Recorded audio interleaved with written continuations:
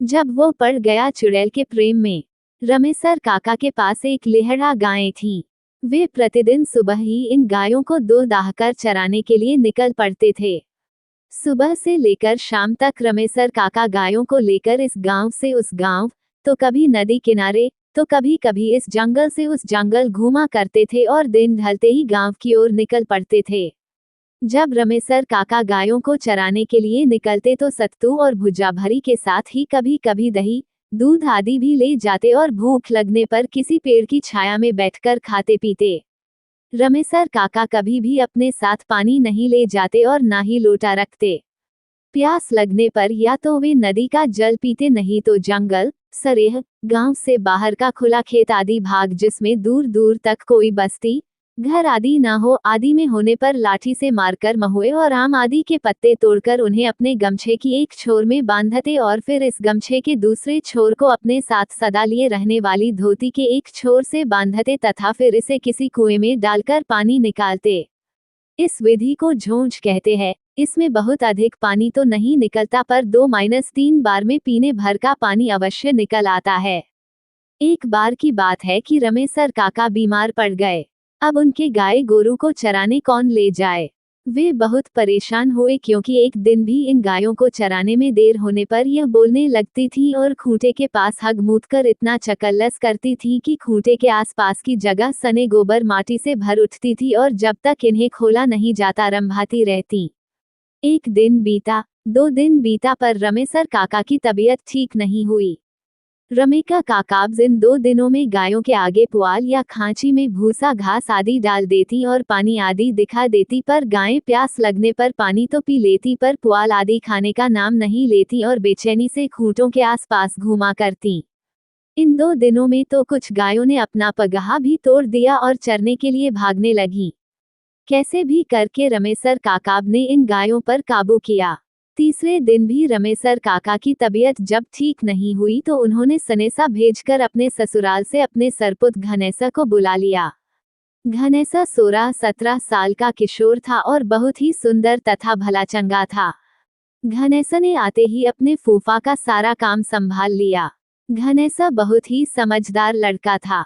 वो प्रतिदिन भिनसहरे 3 बजे ही जग जाता और नित्य क्रिया से निपटकर 5 बजे तक पढ़ाई करता और उसके बाद गायों को खोलकर चराने के लिए निकल पड़ता। वो अपने साथ अपनी पुस्तकों का बेठन ले जाना कभी नहीं भूलता। किसी चरने वाली जगह पर गायों को चरता छोड़कर वो किसी पेड़ आदि की छाया में बैठकर पढ़ाई करता। एक बार की बात है कि गायों को चराते चराते घनेसा एक जंगल में दूर तक निकल गया। जंगल बहुत घना नहीं था पर बहुत सारी झाड़ियों से पटा पड़ा था। दोपहर का समय था और अब घनेसा को प्यास भी सताने लगी थी। घनेसा गायों को चरता छोड़ जंगल में पानी की तलाश में इधर उधर दौड़ भाग करने लगा। अचानक एक बरगद के पेड़ के नीचे उसे एक बहुत पुराना कुआं दिख ही गया। कुआं बहुत ही पुराना था पर उसका जगत हाल में ही पक्की ईंट से बंधवा गया जान पड़ता था। घनेसा ने अब देर किए बिना जंगल में कुछ झाड़ियों के हरे पत्ते तोड़े और उन्हें अपने गमछे में बांधकर झोंझ बनाया, फिर अपने फूफा की तरह गमछे के एक छोर में धोती बांधकर उसे कुएं में लटकाया। पर कुएं में पानी का सतह बहुत ही नीचे था और झोंझ पानी तक नहीं पहुंच पाया। उसने लाख कोशिश की, नए नए हथकंडे अपनाए, फिर भी पानी तक नहीं पहुंच पाया। अब वो पसीने से तरबतर हो गया था और धोती से सर पर के पसीने को पोंछते हुए उसी कुएं की जगत पर बैठकर कुछ सोचने लगा। तभी पायल की छम छम की आवाज ने उसके सोचने के क्रम को बाधित कर दिया। उसने पीछे मुड़कर देखा तो कुछ दूर पर हिरनी की चाल से अपने पायलों की झनकार करते हुए, चेहरे पर हल्की मुस्कान व गालों पर हल्की लाली लिए एक किशोरी उसके तरफ बढ़ी चली आ रही है। वह अवाक मन से उस किशोरी के रूप श्रृंगार के रस का पान करने में लग गया। उस किशोरी में पता नहीं क्या जादू था कि वह ज्यों ज्यों करीब आती जा रही थी, घनेसा उसके अप्रतिम सौंदर्य में खोया जा रहा था। पास आकर शरारतीपन से उस किशोरी ने बेहिचक मन से घनेसा से पूछा, प्यास लगी है क्या? घनेसा, जो एकटक उस किशोरी की सुंदरता का पान किए जा रहा था, घबराकर हाँ में सर हिला दिया। किशोरी और आगे बढ़ी और कुएं के जगत पर पहुंचकर अपने दोनों हाथों से अंजलि बनाई और कुएं में झुक गई। घनैसा अभी भी उस किशोरी में ही खोया हुआ था। दरअसल उस किशोरी में कुछ तो ऐसा था जो बरबस घनैसा को मदमस्त करते जा रहा था, उसे अपनी तरफ आकर्षित किए जा रहा था। किशोरी ने कुएं से अपनी अंजलि में पानी भरकर घनैसा की ओर बढ़ी। घनैसा भी बिना कुछ बोले अपने हाथों की अंजलि बनाकर अपने मुंह में सटा दिया। किशोरी अपने अंजलि का पानी घनैसा के अंजलि में उड़ेलना शुरू किया और घनैसा भी अमृत रूपी जल को पीना शुरू किया। हाँ, यह अलग बात थी कि घनैसा की अंजलि से आधा पानी नीचे गिरे जा रहा था, क्योंकि वह पानी पीने के साथ ही उस किशोरी के चेहरे की आकर्षकता को भी एकटक पिए जा रहा था। ना उस किशोरी के अंजलि का पानी खत्म हो रहा था और ना ही घनैसा की प्यास बुझने का नाम ले रही थी। पानी पीने पिलाने का ये सिलसिला लगभग आधे घंटे चला और जब किशोरी को लगा कि यह व्यक्ति तो पानी कम अपितु उसको एकटक निहारने का काम अधिक कर रहा है, तो वह थोड़ी असहज होकर बोली, और पिलाऊं कि बस। अब फिर घनैसा ने कुछ बोले केवल ना में सिर हिला दिया। इसके बाद उस किशोरी ने घनैसा से एक मादकता भरी आवाज में फिर पूछा, अब मैं चलूं? फिर घनैसा ने हाँ में सिर हिला दिया। किशोरी फिर हिरनी की चाल से पता नहीं जंगल में कहाँ खो गई। घनैसा कुछ समय तक तो चुपचाप उस कुएं की जगत पर बैठा रहा और फिर अचानक पता नहीं क्या सूझा कि उठकर गायों की ओर चल दिया। गायों की दिशा में बढ़ते समय घनैसा कोई प्यार भरा गीत गुनगुना रहा था। गायों को लेकर घनैसा घर पहुंचा। आज वो बहुत खुश लग रहा था और रह रहकर कोई प्रेम भरा गीत छेड़ जाता था। उसकी भूख प्यास गायब हो चुकी थी और उसने अपनी बुआ के लाख कहने के बाद भी रात को कुछ नहीं खाया और अपनी खाट पर सोने चला गया। उसकी आंखों से नींद पूरी तरह से गायब थी और पता नहीं क्यों उसे एक खुशनुमा बेचैनी सताए जा रही थी। वह लेटे लेटे कभी कभी खाट से उठ जाता और कुछ गुनगुनाने के बाद या 2-4 कदम चहलकदमी करने के बाद फिर से खाट पर लेट जाता। उसे एकदम से समझ में नहीं आ रहा था कि वह क्या कर रहा है या उसके साथ ऐसा क्यों हो रहा है। अचानक वह जागते हुए एक स्वप्न देखने लगा और यह स्वप्न कुछ और नहीं, बस आज दिन भर के उसके कार्यकलाप थे। उसने अपने को गाय चराने के लिए जंगल में जाते हुए देखा, फिर कुएं की जगत पर बैठा देखा और फिर उस किशोरी का आना और उसे पानी पिलाना। इतना स्वप्न देखते ही या यूं कहें कि याद करते ही वह गदगद हो गया, पर आगे घटित घटना को याद करके कुछ तो ऐसा हुआ कि उसे काट मार गया और उसने थूक सटक ली। अचानक घनैसा को पता नहीं क्या सूझा कि वह डरकर उठकर बैठ गया। बिना देरी किए उसने सिरहाने रखी माचिस से एक तिली निकाला और पास में रखे ढेबरी को जला दिया। ढेबरी की धुंधली रोशनी में उसके माथे पर आई पसीने की बूंदों को साफ देखा जा सकता था। आप बता सकते हैं कि उसके साथ ऐसा क्यों हुआ? दरअसल उसके जेहन में यह सवाल कुरेद गया कि वह किशोरी इतने गहरे कुएं से अपने हाथ की अंजलि बनाकर पानी कैसे निकाल दी और साथ ही उसने इतनी देर तक पानी पिया फिर भी उस किशोरी के अंजलि का पानी खत्म होने का नाम क्यों नहीं ले रहा था। उसने भूत प्रेत की बहुत सारी घटनाएं सुन रखी थीं, उसके मुंह से अचानक निकल पड़ा, भूतनी। इसके बाद डरे सहमे घनैसा ने उस डिबडिबाती ऐसे टिमटिमाना की लगे कि अब बुझ गया ढेबरी के प्रकाश में ही बैठे बैठे रात गुजार दी। सुबह सुबह डरा सहमा घनैसा गायों को लेकर सरेह की ओर निकल गया।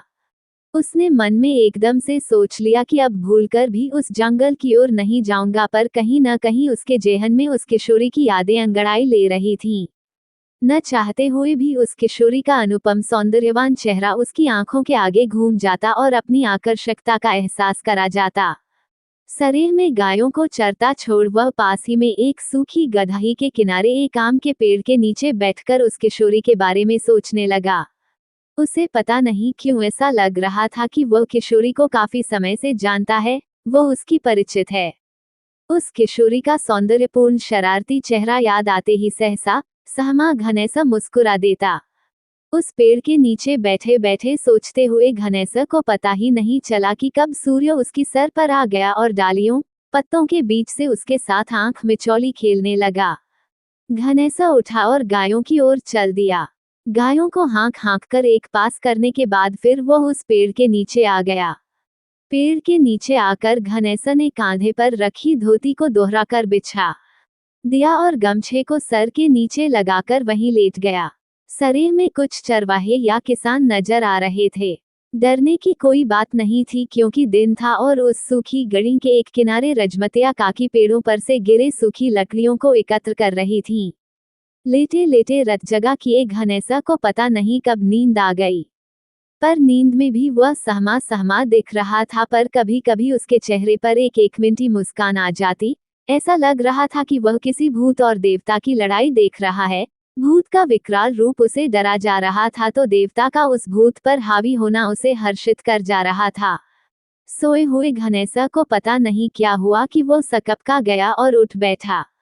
दरअसल उसे ऐसा लगा था कि कोई मखमली उंगलियों को उसके बालों में पिरो रहा है और रह रहकर उसे सहला रहा है। आसपास में किसी को न देखकर उसे यह भ्रम लगा, पर वह फिर से सोया नहीं और बैठकर फिर से उस किशोरी के बारे में सोचने लगा। अचानक एक तेज हवा उठी और सरसराते हुए इसके इर्द गिर्द चक्कर काटने लगी। हवा के उस चक्कर में उसे एक अजीब प्रेम की अनुभूति हो रही थी। वो हवा धीरे से वो किशोरी मनकर उसके पास खड़ा हो गई और मुस्कुराते हुए बोली, कल से तुम मेरे ही बारे में सोच रहे हो ना? फिर से घनेसा ने थुक सटक कर हाँ में सिर हिला दिया। उस किशोरी ने खिलखिलाते हुए कहा, कोई अपनों से डरता है? मुझसे डरने की आवश्यकता नहीं। मैं आपको डराने नहीं आई हूँ बल्कि अपनापन का एहसास कराने आई हूँ। इसके बाद पता नहीं क्यों घनेसा का डर कुछ कम हुआ और वह एकटक होकर फिर से उस किशोरी के अनुपम सौंदर्य का नेत्रपान करने लगा। ये सिलसिला कुछ देर चला और फिर से खिलखिलाती हुई वह किशोरी वहां से गायब हो गई। अब तो आए दिन घनेसा उस किशोरी के साथ काफी समय बिताने लगा। वे दोनों अब खुलकर एक दूसरे से बात करने लगे थे। घनेसा उसे इंसानी कहानियां, अपने गांव घर की बातें सुनाता और वह किशोरी अपने लोक की बात बताती, अपने जीवन के रोचकपूर्ण किस्से सुनाती। आखिर वे दोनों इतने करीब आ गए कि सदा के लिए एक साथ जीने मरने की कस्में खा लिए। क्या घनेसा उस भूतनी किशोरी को अपना पाया? आखिर वह भूतनी अपने लोक की कौन कौन सी बातें घनेसा को बताती थी? इन सब रहस्यमयी बातों से पर्दा इस कहानी के अगले और अंतिम भाग में उठ जाएगा। कैसी लगी यह भूत ही काल्पनिक कहानी? अपने विचारों से अवगत कराएं ताकि मैं जल्द से जल्द इस कहानी को पूरा कर आप लोगों के समक्ष परोस सकूं। यदि ये कहानी आपको पसंद आई हो तो अपने दोस्तों और अन्य लोगों के साथ शेयर जरूर करिएगा।